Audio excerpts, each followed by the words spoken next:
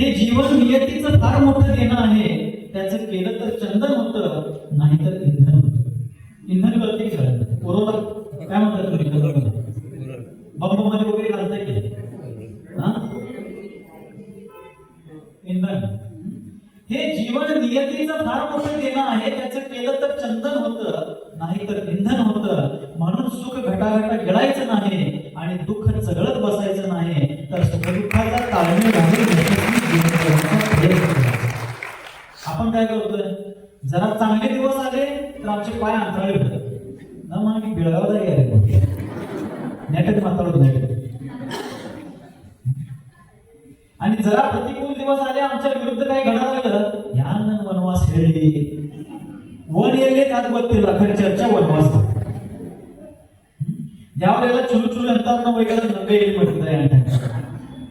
म्हणजे इतका त्रागा माणूस आपल्या जीवनामध्ये आलेल्या कष्टांना इतका घाबरतो.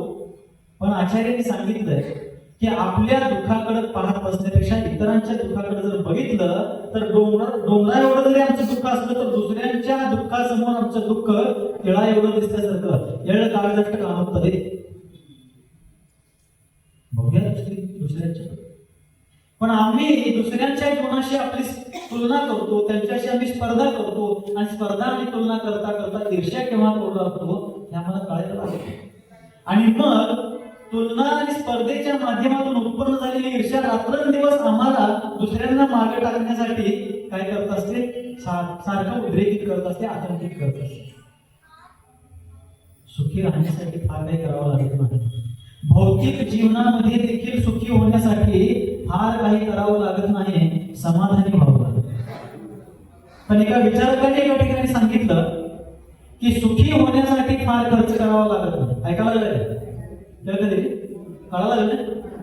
सुखी होण्यासाठी फार खर्च करावा लागत नाही, आम्ही किती सुखी आहोत हे दाखवण्यासाठी फार खर्च करावा लागतो. खर्च कशासाठी करायला लागतंय? सुखी होण्यासाठी फार खर्च करावा लागत नाही, तर आम्ही किती सुखी आहोत हे दुसऱ्यांना दाखवण्यासाठी फार खर्च करावा लागतोय. सुखी होण्यासाठी खर्चच करायला लागतं. सगळं सोडून बसलं तर सगळ्यात जास्त सुखी. म्हणजे काय आहे की आपल्या जीवनामध्ये आपण सुखी होण्यासाठी बाहेरच्या फार भौतिक संसाधनांना गोळा करण्याची आवश्यकता नाहीये.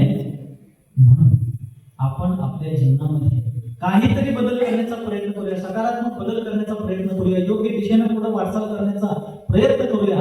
कारण हे जीवन आमचं स्वतःच आहे, आमच्यासाठी आहे आणि आमच्या सोबतच इतरांच्या भल्यासाठी सहाय्यक बनण्यासाठी निमित्त बनण्यासाठी. कळालं?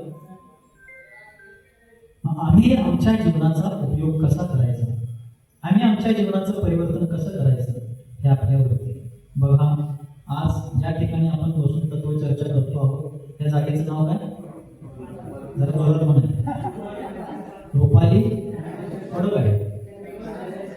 रुपाली मंगल कार्यालय. आता सध्या अगोदर काय होतं? थिएटर होतं बरोबर. तिथं चित्रपट सुद्धा दाखवण्यात येत होते. चित्रपटगृह होतं आणि पिक्चर्स सगळे वाईटच असतात असं काही नाही. भारतीय फिल्म इंडस्ट्रीमध्ये कितीतरी पिक्चर्स तत्वज्ञानानं भरलेले आहेत. आपण कोणत्या दृष्टीने तिकडे बघतो ते आपल्यावरती अवलंबून आहे. कितीतरी असे पिक्चर्स आहेत, जुने पिक्चर्स, आणि आज सुद्धा काही असे विचारक आहेत की ज्यांनी आजच्या ज्वलंत परिस्थितीवरती फिल्म निर्माण करत आहेत. आपण कोणत्या दृष्टीने ते ग्रहण करतो ते आपल्यावरती अवलंबून आहे. पण एकीकडे या ठिकाणी चित्रपट दाखवण्यात येत होते, आता या ठिकाणी मंगल सोहळे होतात आणि आज याच ठिकाणी निर्ग्रंथ दिगंबर साधू संतांचं तत्वदर्शन होत आहे. परिवर्तन हा संसाराचा नियम. परिवर्तन म्हणा हा संसाराचा नियम आहे. पण काहीही झालं तरी आम्ही काय आमचा ठेका सोडणार नाही.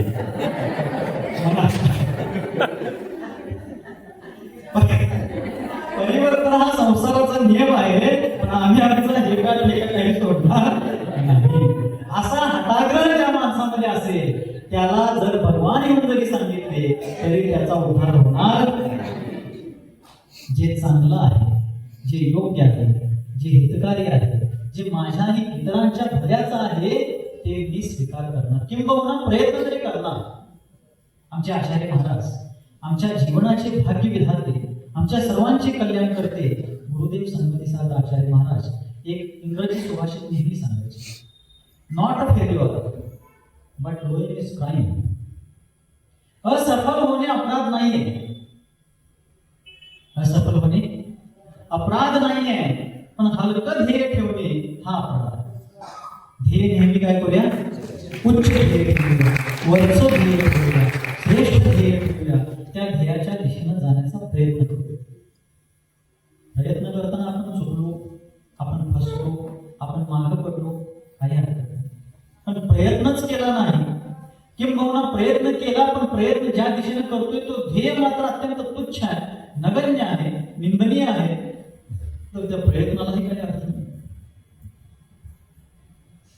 म्हणून आपण आपल्या जीवनाचा उद्धार करून घ्यायचा. वीतराग सर्वज्ञ भगवंतांनी संपूर्ण प्राणी मात्रांच्यासाठी कल्याणाचा मार्ग सांगितला, पण त्यांनी तुम्ही कल्याण करून घ्या किंवा तसंच राहावा हे स्वातंत्र्य तुम्हाला दिलेलं आहे. का तर भगवान आम्हाला मार्ग दाखवू शकतात, सांगू शकतात, त्या मार्गावर चालायचं कसं इथपर्यंतही मार्गदर्शन करू शकतात, पण चालायचं का नाही, जायचं का नाही हा निर्णय ज्यांचा त्यांचा प्रत्येकाचा स्वतंत्र आहे. काल देखील महावीर भवनमध्ये आपण या विषयावरती चर्चा करताना एक बाबतीत विचार केला होता की व्यक्ती स्वातंत्र्य, वस्तू स्वातंत्र्य आणि स्वावलंबन हे जैन धर्माचे पायाभूत तत्व आहे असं आमचे आचार्य महाराज सांगायचे. याच्यावरती आपली काल चर्चा झाली. या विश्वातलं सगळ्यात लहान द्रव्य आहे परमाणु आणि सगळ्यात मोठं द्रव्य आकाश द्रव्य. लहानातलं लहान द्रव्य आणि मोठ्यातलं मोठं द्रव्य सुद्धा आपल्या स्वतःमध्ये स्वतंत्र आहे, स्वावलंबी आहे. पण आपण सुद्धा त्या प्रकारे स्वतंत्र आणि स्वावलंबी असताना देखील आपण आपलं कल्याण करून घ्यायचं का नुकसान करून घ्यायचं, उत्थान करून घ्यायचं का पतन करायचं हे आपल्या हातात आहे. आम्ही शाळेत असताना आमच्या शाळेमध्ये एक भित्तीचित्र होतं. मराठी कळालं ना सर्वांना? भित्तीचित्र म्हणजे भिंतीवरती काढलेलं चित्र. काय चित्र होतं की एक अनघड दगड आहे आणि त्या दगडामध्ये वरच्या बाजूला एक माणसाचं मस्तक आहे. काय आहे? खालच्या बाजूला दगड अनघड आहे, वरती माणसाचं मस्तक आहे त्या दगडामध्ये, त्या चित्रामध्ये दाखवल्याप्रमाणे. आणि त्याचा थोडासा हात दाखवला, एक हात इकडं, दुसरा एक हात दाखवला. एका हातामध्ये चिमणी आहे, दुसऱ्या हातामध्ये हातोडी. ठीक आहे. अनगड दगडामध्येच वरच्या बाजूला मस्तक आहे, त्याचा एक हात दिसतोय, एका हातात चिमणी, एका हातात हातोडी आहे आणि खाली सगळं जे आहे ते अनगड आहे, त्याला काही आकार प्रकार नाही. आणि त्या चित्राच्या खाली एक वाक्य लिहिलं होतं, तूच आहेस तुझ्या जीवनाचा शिल्पकार. काय लिहिलं आहे? आपलं जीवन आपण कसं घडवायचं आहे, त्या जीवनाची दशा आणि दिशा काय असली पाहिजे हे आपण ठरवायचं आहे. त्याच्या बाबतीत भगवान देवशास्त्र गुरु हे आपलं मार्गदर्शन करतील, पण त्यापैकी नेमकं काय करायचं हे कोण ठरवायचं आहे?